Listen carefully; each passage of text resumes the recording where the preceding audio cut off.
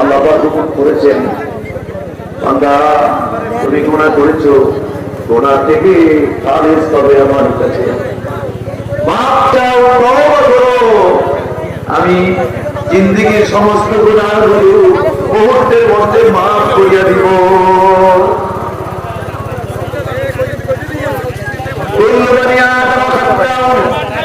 নবীজি বলেছেন প্রতিটি আদমের সন্তান গুনাহগার, খায়রুল খাত্তাইন আত-তাওয়াবুন, গুনাহগারদের মধ্যে উত্তম হইল যারা তওবা করে।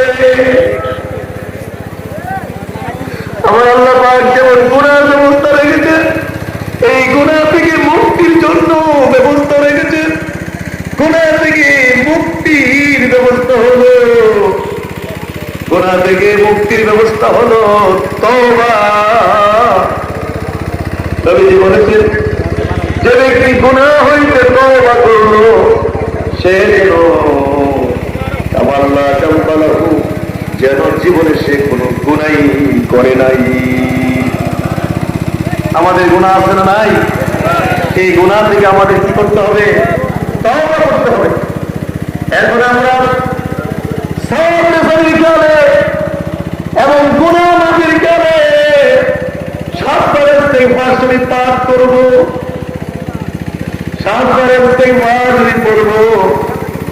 সকলে গুনাহগুলো চোখের সামনে হাজির করে, যারা অজানা ইচ্ছায় অনিচ্ছায়, প্রকাশ্যে গোপনে, কবিরা সগীরা, হাতের দ্বারা, পায়ের দ্বারা, চোখের দ্বারা, মুখের দ্বারা হাজার হাজার কোটি কোটি গুনাহ আমরা করিয়া ফিরিয়াছি। সবগুলো গুনাহ চোখের সামনে হাজির করে তওবার কালে সকলে 7 বার ইস্তিগফার করেন, আস্তাগফিরুল্লাহ রাব্বি মিন কুল্লি যামবিন ওয়া আতুবু ইলাইহি, লা হাওলা ওয়ালা কুওয়াতা ইল্লা বিল্লাহিল আলিয়্যিল আযীম। আস্তাগফিরুল্লাহ রাব্বি মিন কুল্লি যামবিন ওয়া আতুবু ইলাইহি, লা হাওলা ওয়ালা কুওয়াতা ইল্লা বিল্লাহিল আলিয়্যিল আযীম। আস্তাগফিরুল্লাহ রাব্বি মিন কুল্লি যামবিন ওয়া আতুবু ইলাইহি, লা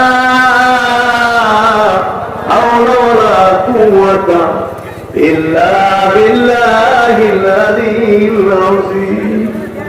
আস্তাগফিরুল্লাহ রাব্বি মিন কুল্লি যামবিন ওয়া আতুবু ইলাইহি, লা